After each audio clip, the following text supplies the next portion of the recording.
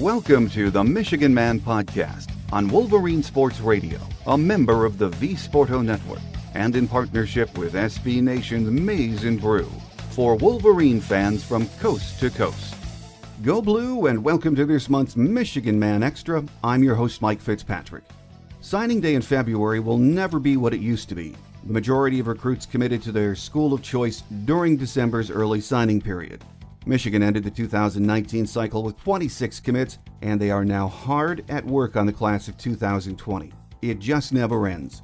Recruiting is the lifeblood of any program, which means it is very important to have aggressive young coaches on your staff that recruit with passion. We have new additions to the staff, and my guest today says that even though we lost two great recruiters in Madison and Washington, both to Ohio State, the new staff additions are highly regarded young recruiters, but only time will tell. Joining us with our first recruiting update of the year is Steve Lorenz from 24/7 Sports, here on the Michigan Man, in partnership with SB Nation's Maize and Brew.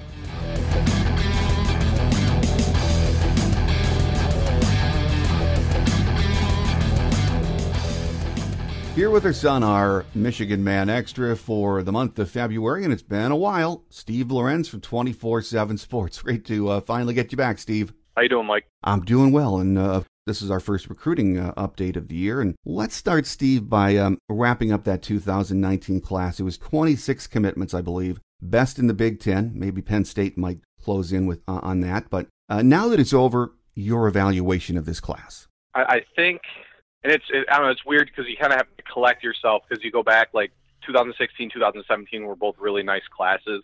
We're now in 2019, and so we can already kind of see how those classes are faring, under Harbaugh.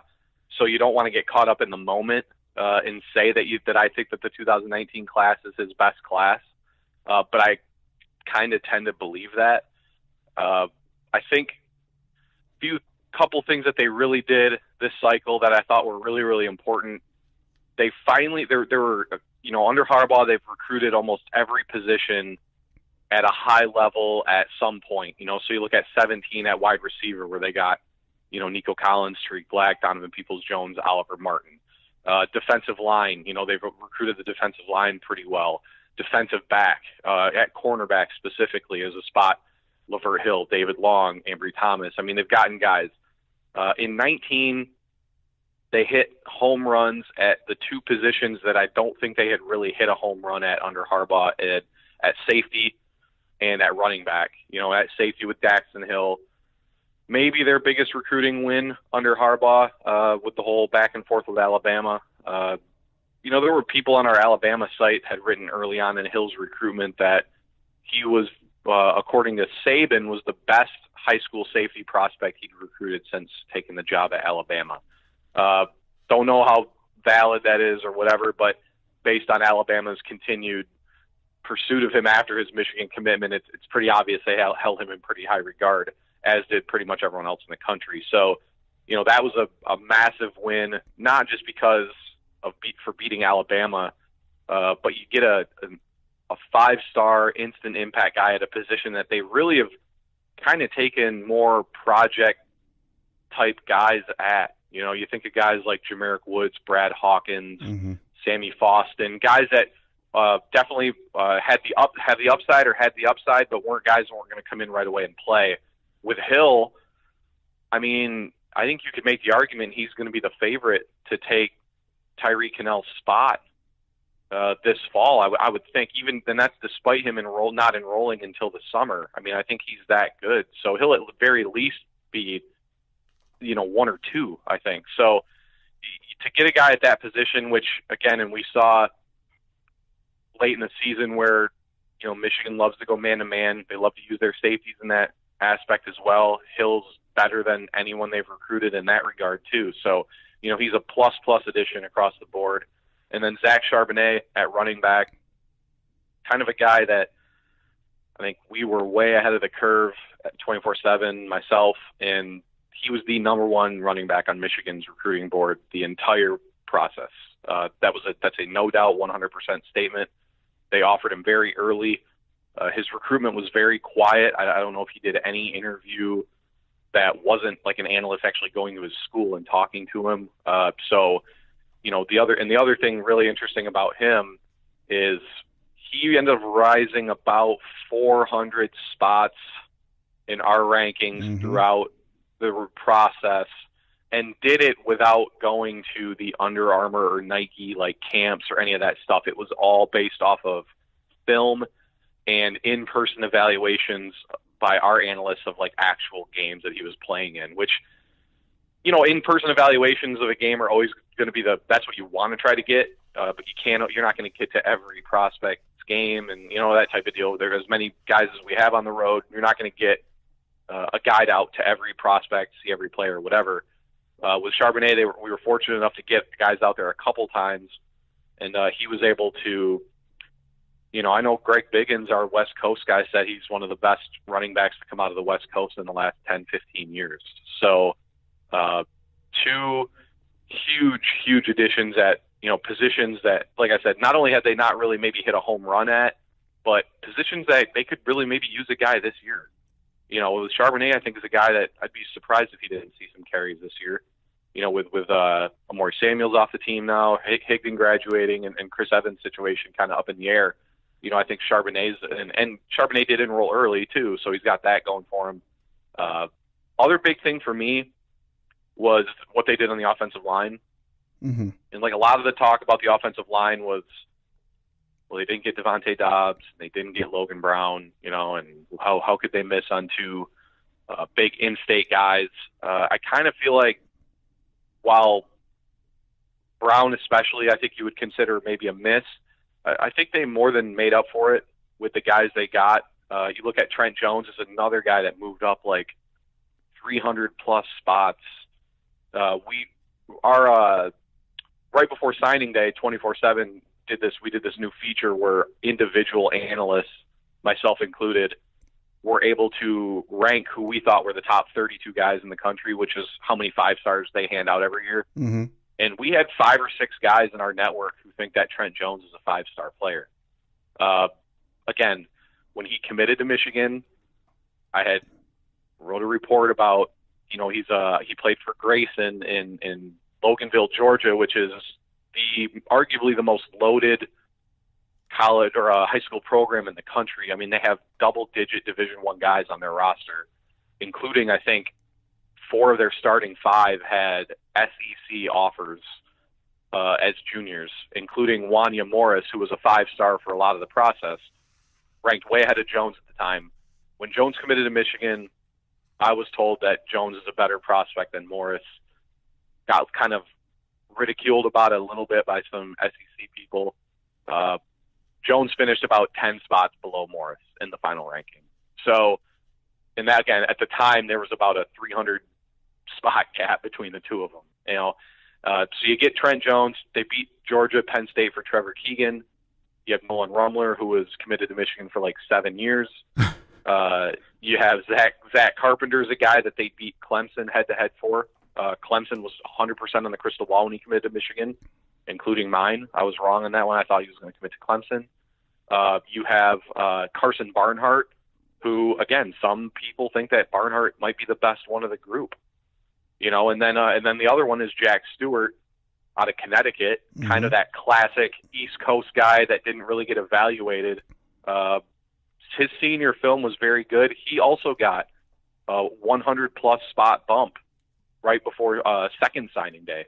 Our national guys watched his senior film and really liked what they saw, and he was about as close as you can get to becoming a 4-star. So you look at Michigan's offensive line this year, they look really deep. They look deep already. They bring back 4 starters. Andrew Stuber started the last 2 games. I know he made a struggle a little bit, but your first 2 games are at Ohio State and in the bowl game against Florida, who had a great front 4. Not the best way to start your college career against those 2 teams, but still look pretty solid in spots. You have got every backup is at least a second-year guy, and then you bring in 6 pretty highly touted true freshmen. I think, and I think we're starting to see it in 2018, but I think this year, I think you can finally say that Michigan has a set solid foundation and a set solid future on the offensive line. And it's been years. I always go back to the 2013 offensive line class where they got 6 guys, 5 of them were like top 150 guys. Not one of them panned out. And I think it really killed Michigan's offensive line, obviously, but I think it just hurt the program for years because every year they were having to play guys that maybe weren't ready yet. And I think with you add this 6-man group in this cycle, and I think you have what I would say is finally, like, you have depth, you have talent, you have a ton of depth, because one of these freshman guys could come in and compete. It's like it's not a foregone conclusion, because a couple of these guys, Rumler is one, I think it could challenge immediately.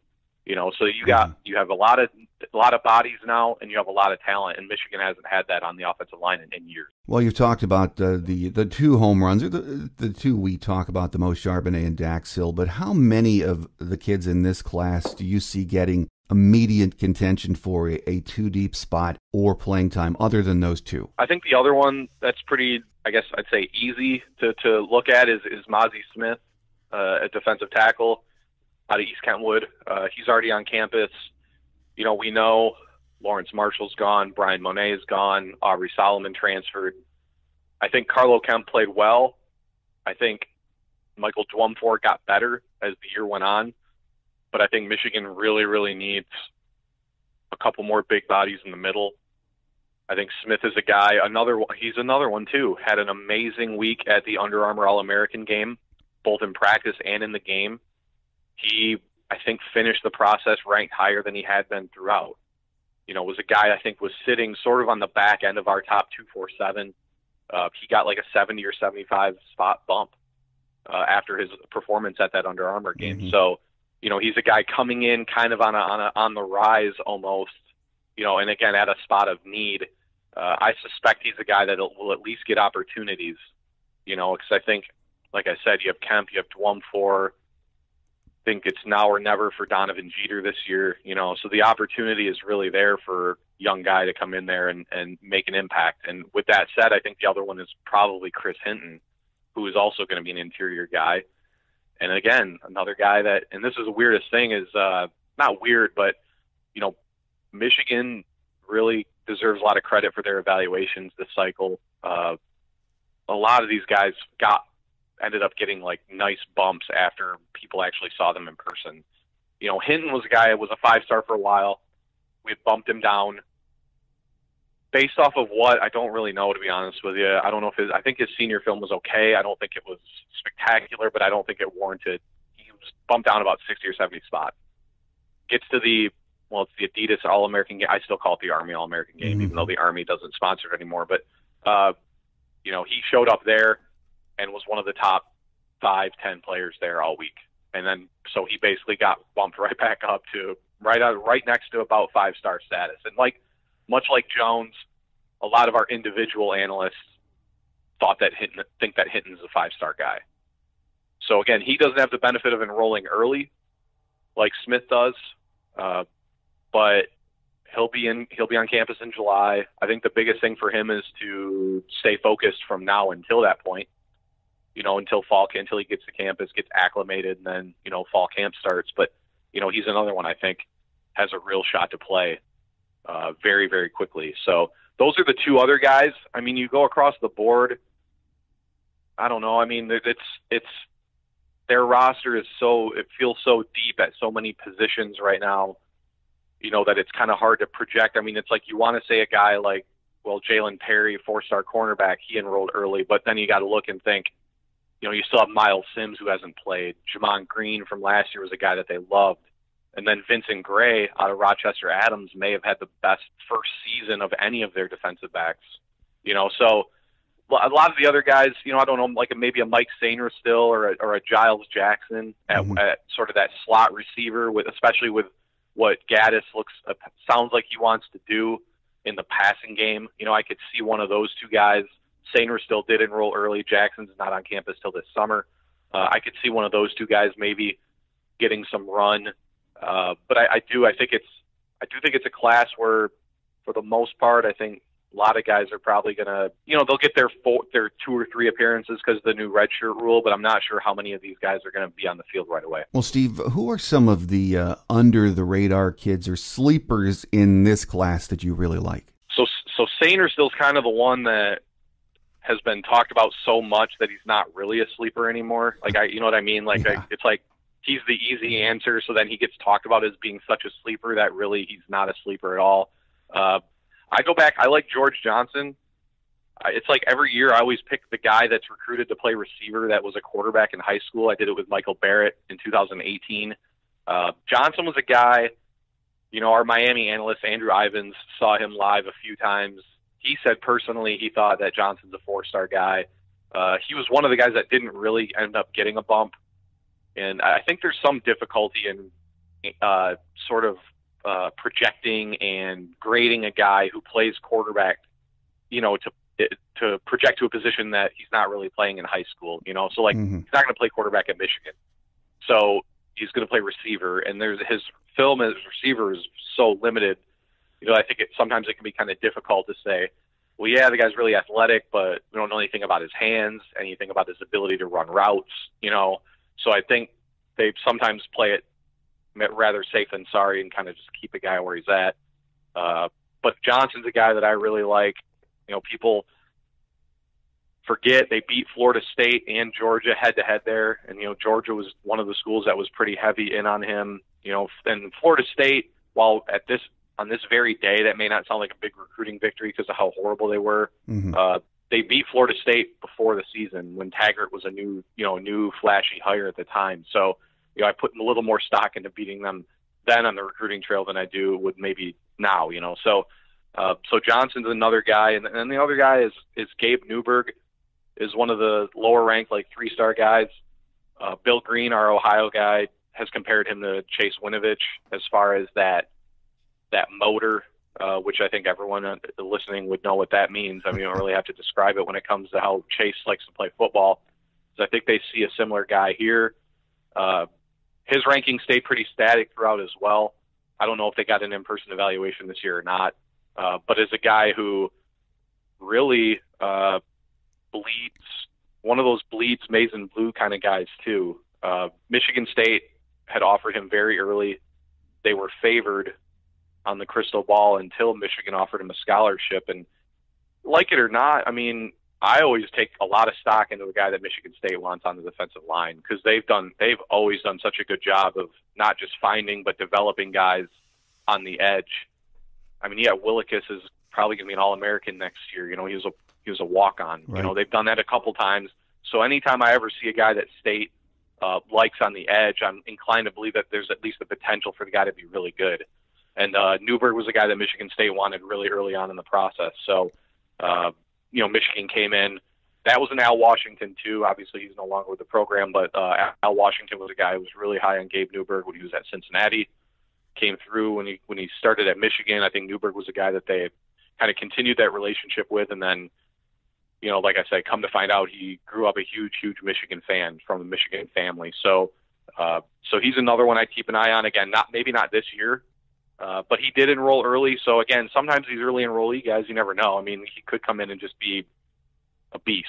I mean, it's hard to say. But he's another guy I think maybe people are sleeping a little bit too much on. Well, when you bring in a great class like this, it means your assistants have really done a great recruiting job. Of course, Madison and Washington are gone. We know what they meant to recruiting. So right now we hear a lot about Chris Partridge and Jay Harbaugh. They're very unique. They like to use social media. But Sharon Moore, he has to be right up there. He, I believe, was the lead or handling Dax Hill in his recruiting. He's another young guy. He's doing a really nice job, isn't he, Steve? Yeah, I'm glad you meant. I was wondering if you were going to mention Sharon. He was the lead on Dax Hill. Finished it, right? So Al Washington came very close to finishing the Zach Harrison recruitment for Michigan. That was a back and forth thing at the last minute type deal. And but Moore was able to finish with Hill. I think that was a little bit of the difference there. One of the other things, I've probably said this about Partridge in the past, one of the biggest indicators that a coaching staff or that a head coach knows that they have a really good recruiter is that you throw him into some recruitments that maybe you're not sure why like say in his like that why a tight end coach is recruiting a safety. Yeah. From and granted now Moore played for Oklahoma, so he's familiar with the area. I know that's part of the reason he was involved to begin with, but I'm even looking at like 2020 where Michigan's recruiting a guy like Braden McGregor, who out of Port Huron, who really, in my opinion, may be their top overall target in the class right now. And Moore is his primary recruiter. They're doing a lot of the same things with him that they did with Partridge, in that if there's a guy that they really, really like, they at least get him involved because he's so effective in recruiting these kids. And again, it's a lot about passion. You have to have a passion just for the recruiting game itself. You have to have an ability to connect with kids and their families, and you have to be, you have to put in the work. And he's done all three of those things. So he's a guy, he's definitely on the rise from a national standpoint on the recruiting trail. I think he finished pretty high. We do the recruiting rankings. Partridge was the top finishing Michigan assistant. Again, probably worth noting for fans listening out there, I think Josh Gaddis at Alabama would have been, I think, in the top 20 overall.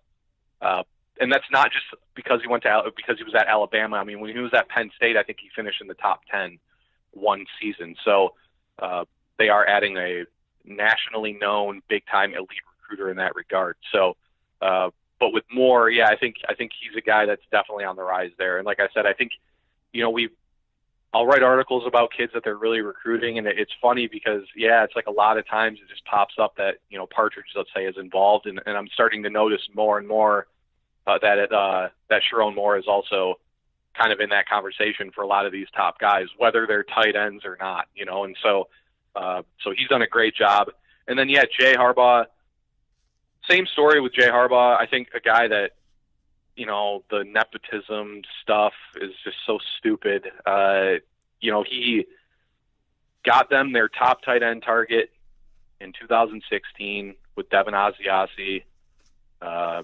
He was on the precipice of reeling in Najee Harris, which that was, to this day, probably the closest recruit. I mean, that was like enrolled at both schools type close. Was a recruitment that Michigan had no business winning, that he had almost pulled off. He got them their top tight end target in 2018 with Mustafa Muhammad.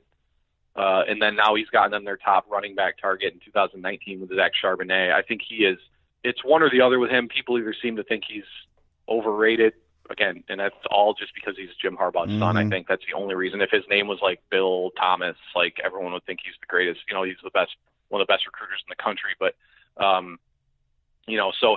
so Jay Harbaugh again, and has them in on a bunch of top guys again in 2020 already. So, I think, big picture wise, I think with the subtractions from the staff and then the additions in return, I think you're going to see an uptick, at least in the effort and in maybe the amount that we start hearing about Michigan from some elite kids, because I think they're just stronger across the board on the recruiting trail now, with the new hires that they've made. Well, it's a very young staff, and we're hearing good things about them. But overall, Jim's shown he is not afraid to recruit and offer in states that really haven't been traditional hotbeds for Michigan. We've seen Georgia over the last few years. It looks like we're trying to get into Arizona, even Virginia. Do you see that trend of going into non-traditional areas? Do you see it moving forward? Yeah, I mean, I think, Michigan's such a national brand, because I've been, I don't know, standing on the box. I don't know what you'd say, like when you're pretending to yell, but Michigan, I've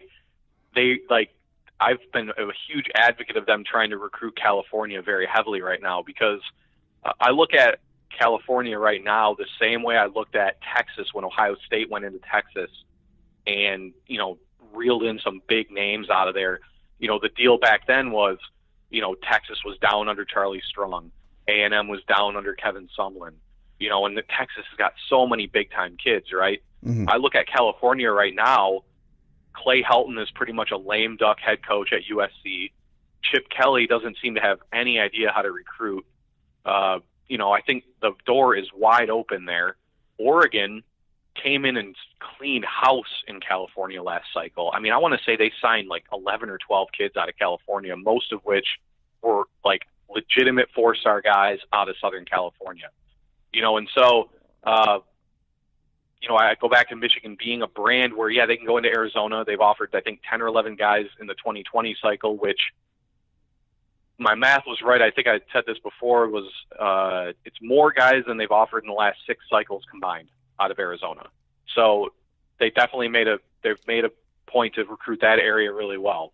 Part of that's just because there's just a higher group. There's a bigger group of better kids there this cycle. I don't know if that's a thing that's going to keep going in the future or not. Virginia, yes, Virginia was an area that they recruited under Hoke very heavily. I think they're going to get back in there as well. But I go back to California. It's a state that everybody recruits because it's California. I mean, there's too many big-time kids out there for every school to not put some effort out there.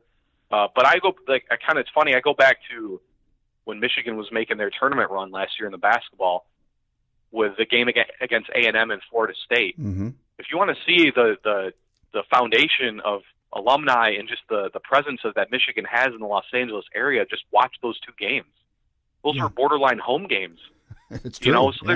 You're right. So there's a presence out there, just like in any big city. I know Chicago is always kind of the big one for Michigan, is there's such a huge alumni presence there. But basically any major city. But I think LA is another one of those big ones. And so I've been kind of a big advocate of Michigan really trying to get into California because, like I said, you're not going to find USC and UCLA both being down the way they are right now, like very often at all. Just like in Texas when, Ohio State's getting J.K. Dobbins and J.T. Barrett and those guys, like when Texas and Texas A&M both happen to kind of stink at the same time, that's not going to happen very often. And so, the ironic thing there is that I think Texas is one of the programs that is also intelligently trying to raid California right now and bring in some of their big-time prospects. I mean, there was the whole Brew McCoy deal, the 5-star out of Southern California signed with Texas. They signed another top 100 kid out of California too. So, that's where I think that's one area I think Michigan should hit hard. They're always going to be hitting those weird states. I mean, they're still doing a lot of work out in New England. They love Massachusetts, Connecticut. Don Brown will pretty much automatically put Michigan in almost any race out in that area.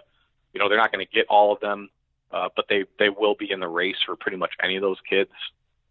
So I think, it is though. I mean, it is in Georgia. Yeah, Georgia, same deal. I mean, that's Partridge's pretty much his second home, besides New Jersey, is Georgia. Because he's been out there a ton again, and they got a lot of guys up there that are down there that are interested in coming up to visit. So, it is a deal where Michigan is a national brand. They can go into those random states like that and kind of entrench themselves.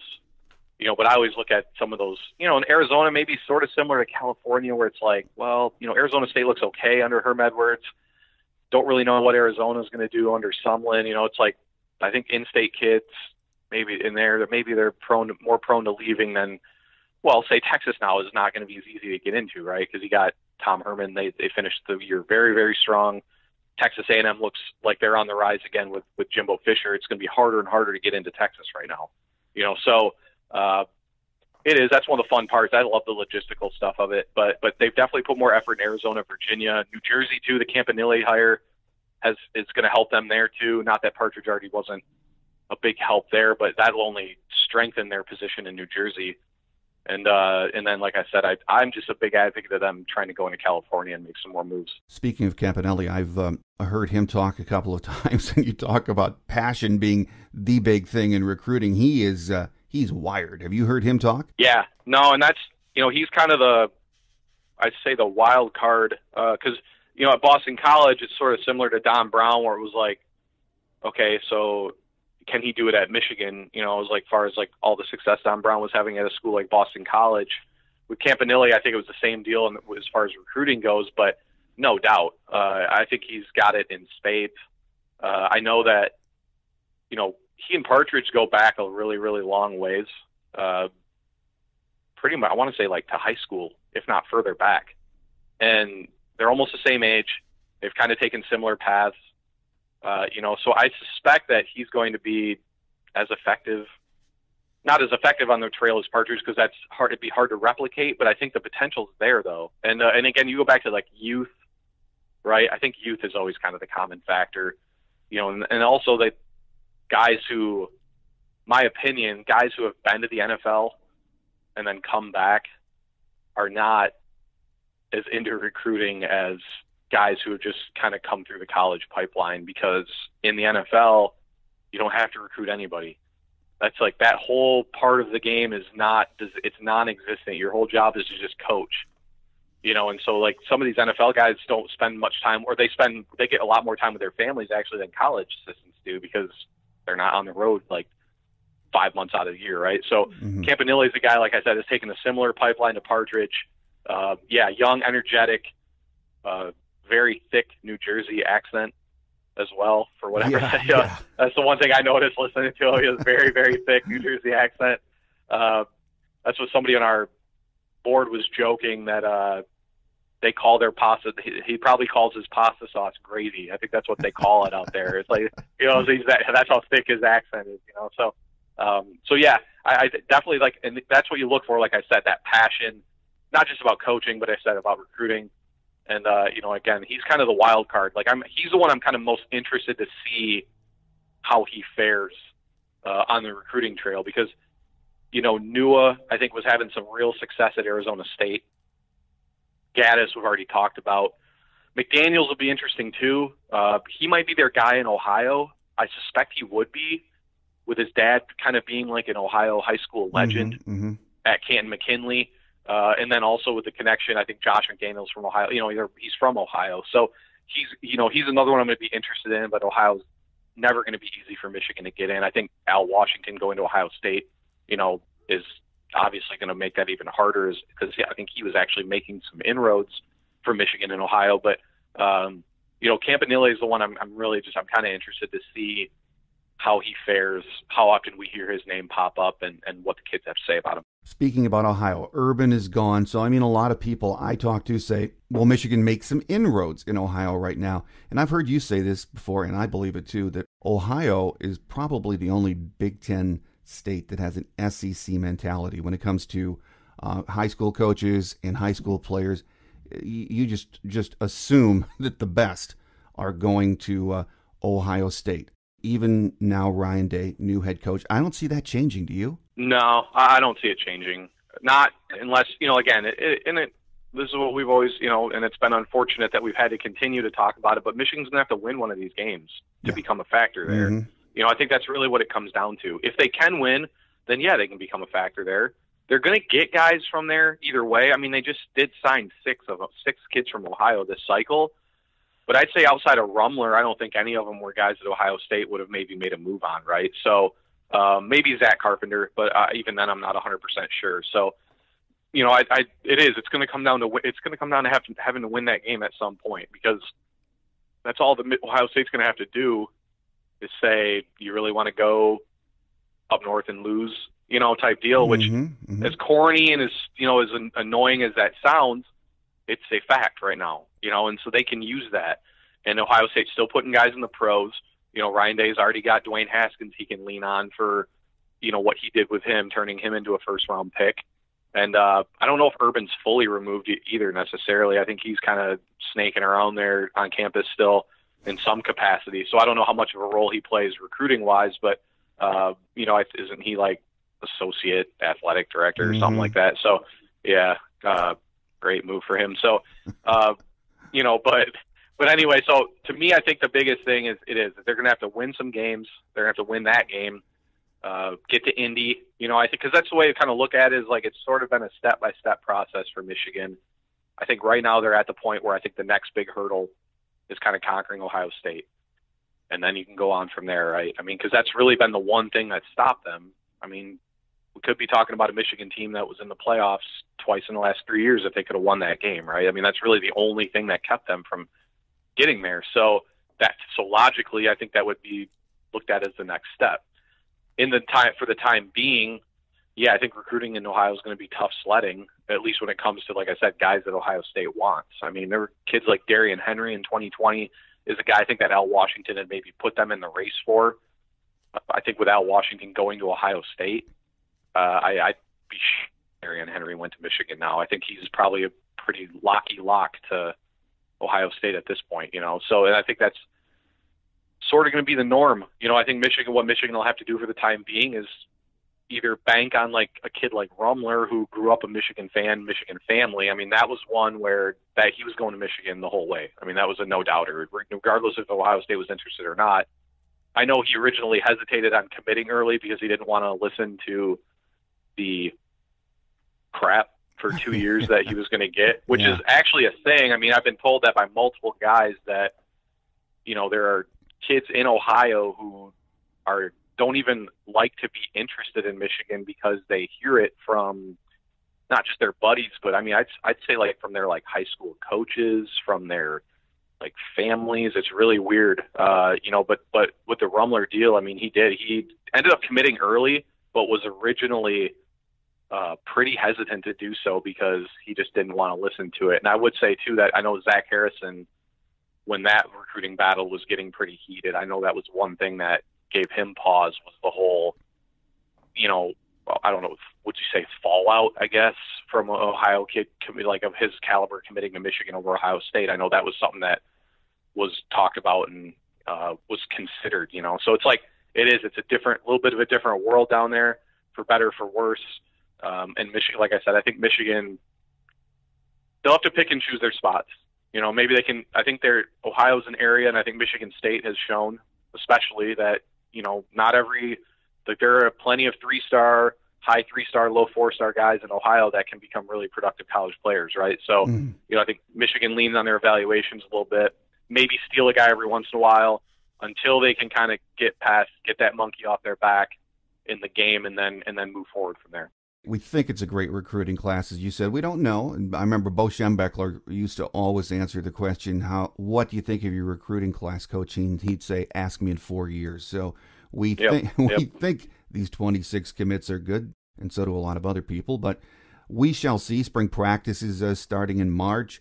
And just a final thought for you, Steve. We'll talk the next time we get together. We'll talk about the 2020 class, because that's going to be growing and a hot topic the rest of the year. But it was announced, I think, yesterday that Michigan is traveling to South Africa. And I'm not sure, I didn't see all the details during spring practice or after spring practice. So they had really been keeping that quiet since the end of the season. I was beginning to wonder, is that not going to happen this year? But that's a long trip. Yeah, I mean, it was always going to happen. I mean, that's been that's actually kind of been a thing that has really turned into a big recruiting plus for them, are these trips. Contrary to popular belief, I don't think Michigan's trip to, I don't even know where they went last year. Was it Paris, right? Yes. Yeah, that did not lose them the game against Ohio State. The fact that they had taken a trip like 10 months before that, it meant nothing by the time that game came around.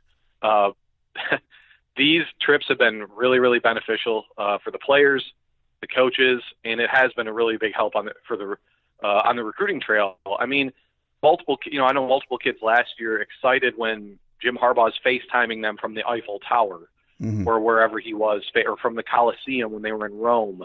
It's like that type of stuff is, for a lot of kids, is really cool. And it's still something that's unique Michigan-wise. Like, no other programs have really kind of adopted these trips, which to me is kind of surprising when you consider, how much money, I know Michigan is paid for by donors, but I mean, so do a lot of these other huge schools have tons and tons of donors too. It's just a bit of a surprise to me that it hasn't caught on a little bit more, because it's been very, very well received, obviously by the players and the coaches and their families, but also by recruits.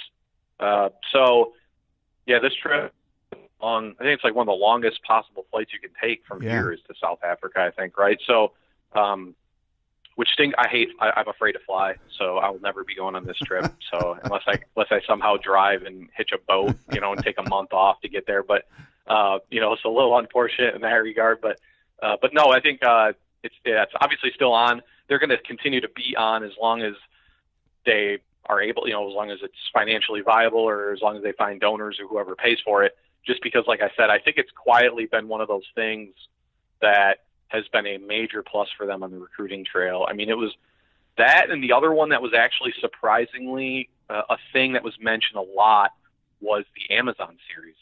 Was something that would recruits would bring up to me unprompted, as far as just how it was actually a real inside look at the Michigan program and not, I don't know, Feinbaum and Stephen A. Smith yelling at each other about Jim Harbaugh going back to the NFL. It was like, it was actually a real, legitimate inside look, and so a lot of kids had brought that up unprompted along with the recruiting with these trips, So with that in mind, I mean, again, and recruiting benefits aside, like I said, I think the benefit for the players and the coaches, the whole program, I think they've been well worth it to this point. So I don't see those stopping anytime soon at all. Well, as I said, coming up in March and moving forward, we'll be focusing on the class of 2020 when we get together next, Steve. And, of course, the South Africa trip, spring practice, a lot to talk about in the coming months. So Steve Lorenz from 24/7 Sports has been our guest this month on our Michigan Man Extra. Always appreciate the time, Steve, and we look forward to a visit next month. Thanks as always, Mike. Thanks again to Steve Lorenz from 24/7 Sports for being our guest today. I know the majority of you love recruiting news, so we'll try and get back to having Steve on each month with the latest news on the class of 2020 and anything else that's happening in the recruiting world. Until then, we've got a lot going on to talk about on the Michigan sports scene. We'll be back on Tuesday on our regular day, and our guest is going to be Orion Sang from the Detroit Free Press, who covers Michigan hoops. And, of course, this show is going live today, our Michigan Man Extra for February. And this afternoon, it's Michigan State, Michigan at Chrysler Center. So, of course, we don't know what's going to happen in that game, but we will have all of that for you on Tuesday's show. So make sure you join us for that. A reminder that you can find our free show app on the iTunes and Google Play stores. You can also hear us weekly on Spotify, Stitcher, TuneIn, and iHeartRadio. If you listen to the show on iTunes, please take a minute to give us a review or comment on the show. It means a lot to us. That will do it for this month's Michigan Man Extra. Have a great Wolverine week, everyone. I'm your host, Mike Fitzpatrick. Until next time, take care, and as always, go blue. Thanks for joining us today on The Michigan Man, here on Wolverine Sports Radio, a member of the V Sporto Network, and in partnership with SB Nation's Maize and Brew. Our listener lines are open 24/7 for your calls at 313-263-4842. That's 313-263-4842. Or email us at themichiganmanpodcast@yahoo.com. That's themichiganmanpodcast@yahoo.com. The Michigan Man Podcast is produced at the studios of Robin Lynn Productions, Allen Park, Michigan, and is not affiliated with the University of Michigan. Go Blue!